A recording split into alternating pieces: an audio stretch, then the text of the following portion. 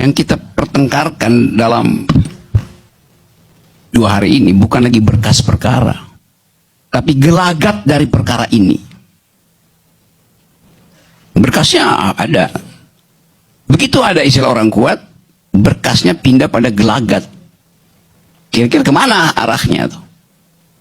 Jadi ngapain mempersoalkan lagi berkas itu? Dari awal memang kasus ini kasus tentang gelagat politik yang makin lama dia makin terpolar. Karena mana ujung dari kasus ini? Seandainya Pak Jokowi ijazahnya hilang. Pertanyaan saya, kalau ijazahnya hilang, apakah otaknya juga hilang? Itu yang mau diteliti oleh Tifah. Supaya tidak ada pembuktian bahwa otak orang itu hanya tergantung pada ijazahnya. Kan di balik kasus ini kita bertengkar, emang Pak Jokowi punya otak nggak tuh? Kalau dibuktikan secara sosiologi, secara psikologi bahwa Pak Jokowi berpikir runtut, reasoningnya bagus, kalkulasinya efektif, orang nggak akan persoalin. Mau punya ijazah, mau nggak punya ijazah. Tapi kita masuk di situ tanpa sadar bahwa yang sedang diuji adalah kapasitas berpikir dari hakim, pengacara, tim Jokowi, tim Roy Suryo, tentang kasus ini. Karena itu pada akhirnya ujungnya bertahun-tahun bicara. Saya saksi ahli pertama waktu kasus ini dibuka pertama di Pengadilan Solo dengan akibat saudara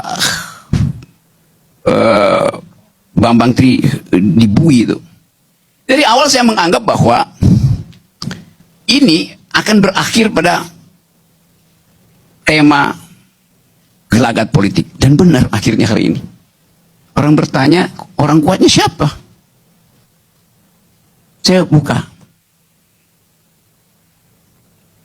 Misteri ini. Orang kuatnya dibalik penangguhan, penahanan Roy dan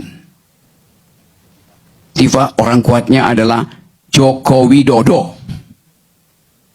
Yang menghendaki mereka ditangguhkan adalah Joko Widodo. Sebaiknya ditangguhkan. Karena kalau dibuka, bangsa ini pecah itu. Oke. Bab 1 dulu ya. Kasus ini akhirnya berubah dari diskusi panjang menjadi polemik. Polemik itu apa tuh? Dalam bahasa Yunani, polemik itu kata dasarnya polemos, artinya perang. Tapi kita bukan pakai perang senjata, bukan pakai perang hukum, bahkan bukan pakai perang kata-kata. Kita perang pakai persepsi kok. Dari awal perangnya persepsi. Bukan untuk memenangkan kebenaran, tapi untuk memenangkan persepsi. Ada nggak ijazahnya? Ada. Mana ijazahnya?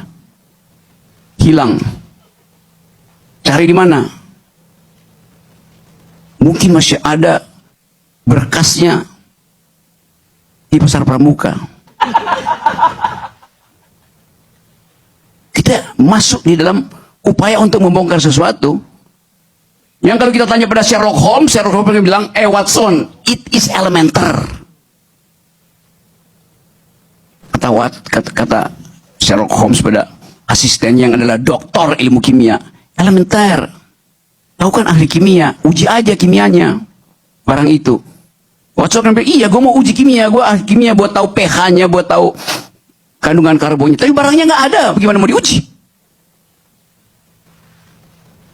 Jadi selalu kita masuk dalam polemik hanya untuk menduga ini asli apa palsu. Jadi karena kita berpolemik, makin lama sinopsis kita itu makin sempit, lalu akhirnya dia menyempit sempurna mencari orang di belakang masalah-masalah ini, orang kuat. Apa orang kuatnya? Teori orang kuat itu di dalam tragedi Yunani, kalau Anda ikut senang untuk mengikuti cerita tragedi Yunani, orang kuat itu selalu nasibnya buruk. Oedipus itu buruk nasibnya tuh. Dia nggak tahu siapa ayahnya, dia bunuh ayahnya. Dia nggak tahu siapa istri ayahnya, dia kawinin istri ayahnya, dia kawinin ibunya sendiri. Akhirnya dia hancur. Jadi setiap teori orang kuat sebetulnya di belakang teori orang kuat ada yang tidak dijebloskan oleh nasib, oleh takdir. Nggak ada orang kuat yang datang dan kemudian sukses. Siapa yang jadi orang kuat? Soeharto orang kuat, hancur.